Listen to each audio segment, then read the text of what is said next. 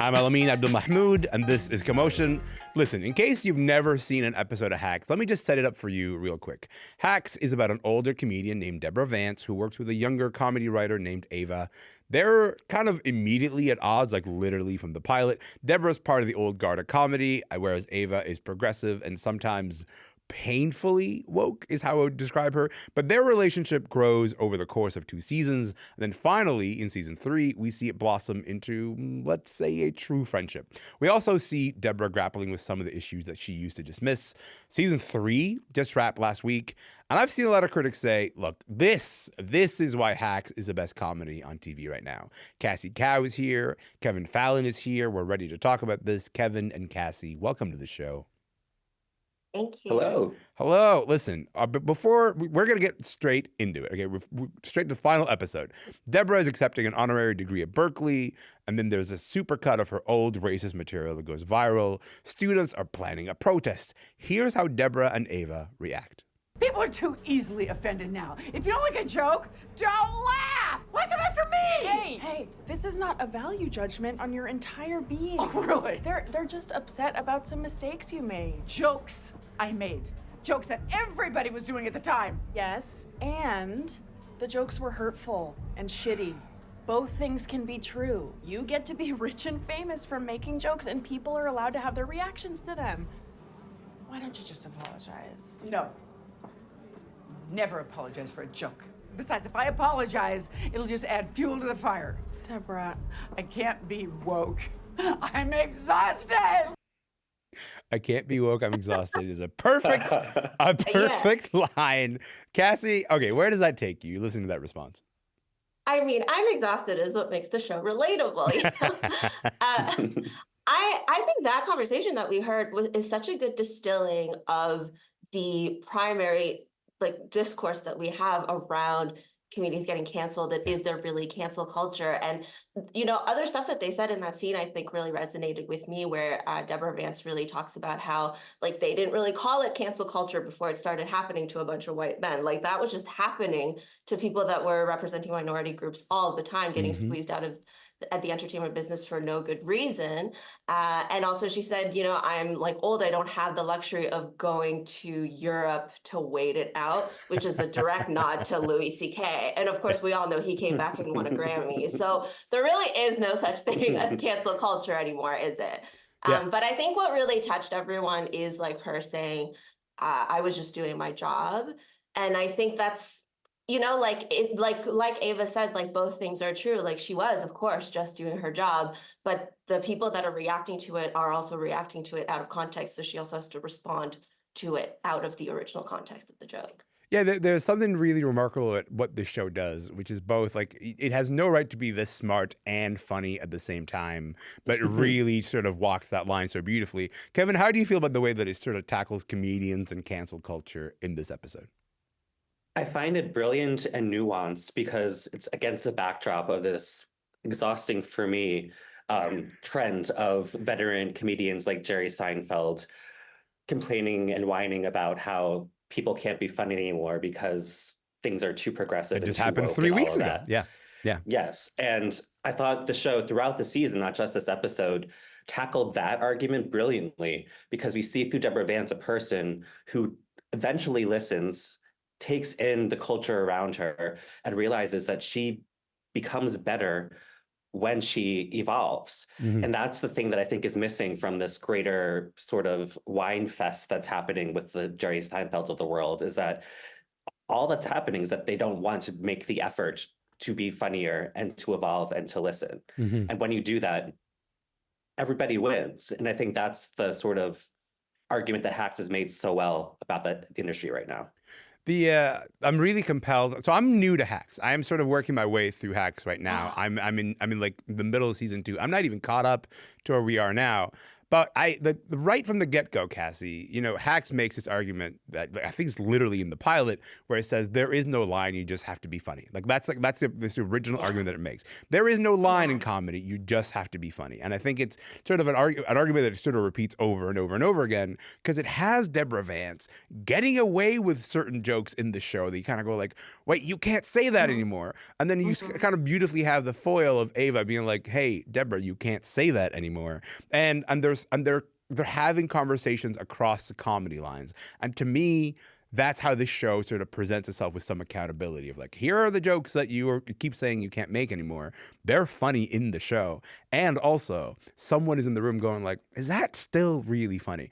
And I want to talk about the way that they treat accountability in the show, Cassie, because Deborah has to take some accountability for her past in this particular season. How believable is it, do you think, to see a comedian or any public figure really going, you know what? I may have made some mistakes. I may have messed up in the past.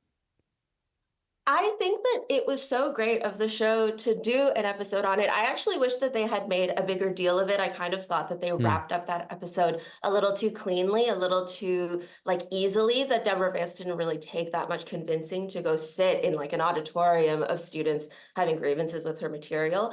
But I think it really points to the way that our culture is shifting right now. If you're a public figure of any notoriety level, even just a TikTok star, a micro influencer, as we call them, it's not it's not if you're going to get called out for doing something that people won't like, it's just when, that's just the level of exposure that all of us have at this moment. Is everyone will be apologizing for something. You will be making a mistake on camera anyway. Yeah. And so I think that we're seeing a lot of shift in the culture already of people being much better about handling PR things like this, where people are now taking it as an opportunity to grow their brands and themselves and to create better relationships with their audiences. However, we still see those mistakes being made all the way up to the really, really big stars, even stars we talk about your Jerry Seinfelds and all that, who are out of touch and won't apologize. But really, even stars that we associate with being really in tune with their audiences, like a Taylor Swift, still won't apologize for their jet emissions and things like that, which they could make go away very easily and turn into a positive spin about caring about the environment or whatever. But people's egos get in the way. So I think it's really good to have that portrayed and seen so plainly for what it is. I love that you made it a little bit about Taylor Swift. I'm always game for that. I know how to get you. That's never going to be a problem on this show. I would say also what Hacks does really well is it has all these really great insights into how the entertainment industry works. I want to play you guys a scene. Ava's agent Jimmy is giving her ideas of scripts to work on based on what networks are looking for. So they've done some market research, and they found that Gen Z thinks the animated spoon from Beauty and the Beast is hot and apparently can get it. So they want something that focuses on his love life, like a spin-off, focusing on the animated spoon's love life. Love life. All right. Okay. Give me another one. No spoon. Okay. Oh, I got it. I found it. This one is good for you. They're doing a bisexual Gumby. He bends both ways. You're bisexual. Yeah, so that might be perfect for you. The working title, Gumby. Okay, you know what? I think I'm just gonna try to write an idea of my own. Original is really harder to sell. Honestly, nobody wants it. Oh, Gumby. Cassie, let me ask you, how accurate is this scene, do you think? How hard is it right now to sell an original idea that isn't a Gumby, but bi? That scene, I think, is the best written scene in the whole season. It's so heart-crushingly accurate. I will say I can only really speak from this about this as an artist. I've never been an executive having to be we only want to make shows about Beanie Babies, but Sure. But I do think there's such a thing where you're an artist and your job is just to create. You can't possibly also be bothered with how the markets are moving and all of that. That's too much responsibility for the artist. Yeah. And so you go and you pitch these ideas, but you just are never sure, honestly, if people are against your original idea or if your original idea kind of sucks a little bit,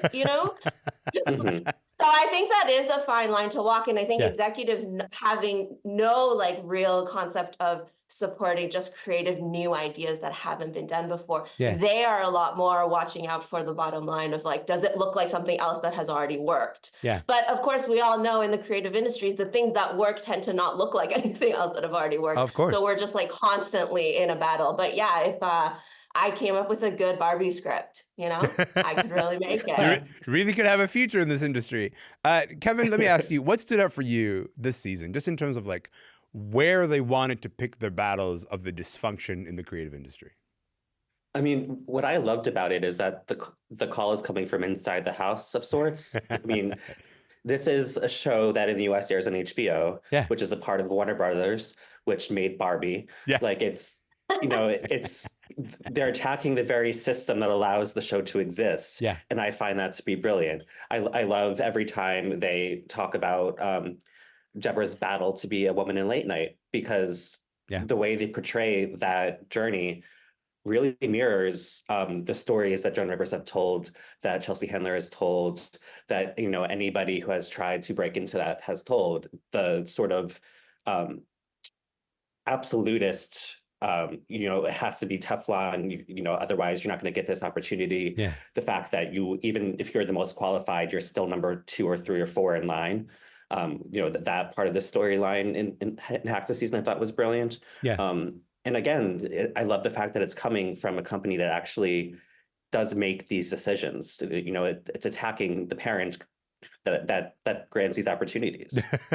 I gotta say, Kevin, like the thing that is working for me most in Hacks is it reminds me of dynamics that I really like in 2 shows that I really love. I really love Veep and I really love Succession. And with Succession, it's sort of borrowing this idea of like, you have these people who are funny separately, but they're really funny together. And so much of the show's journey is like, when are these people going to find themselves in the room together next? And like there's so much of that as you kind of watch Hacks, like the idea like Deborah and Ava, like, oh, they always like concoct some reason for them to be going to like, oh, there's a speech here, or there's this thing here. And it never feels forced. And you just kind of like love the dynamic of the 2 of them hanging out. And then with Veep, like it is hard to write this many jokes into a show, but like Hacks has like more than a joke a minute, like the real pace of the show is incredible. When you think about Hacks, what is the magic thing that makes a show the best show on TV right now? For me, it's the love story between Ava and Deborah. It's so tortured and beautiful and hard to watch and relatable, and the power dynamics swing every single episode. It feels like it's such a rich relationship drama to me, while also being funny. I just find their dynamic, and especially with the acting from Hannah Einbender and Jean Smart, to be just mind-blowing. Cassie, last word to you on this. People are calling this the best season of Hacks yet. We don't know if this was going to be the final season until right after the finale aired. Turns out they're going to come back for season 4. Do you want to see more, or was this actually kind of the perfect way for it to end? No, I absolutely want to see more. Okay. I really agree with Kevin. I think that this show is honestly unique in the slate of shows across all the platforms that we have right now for portraying like such a complicated, nuanced, and like real relationship between women, but also it spans like a generational divide. It spans, it like creates a work dynamic as well as a personal dynamic that meshes together that we don't see before.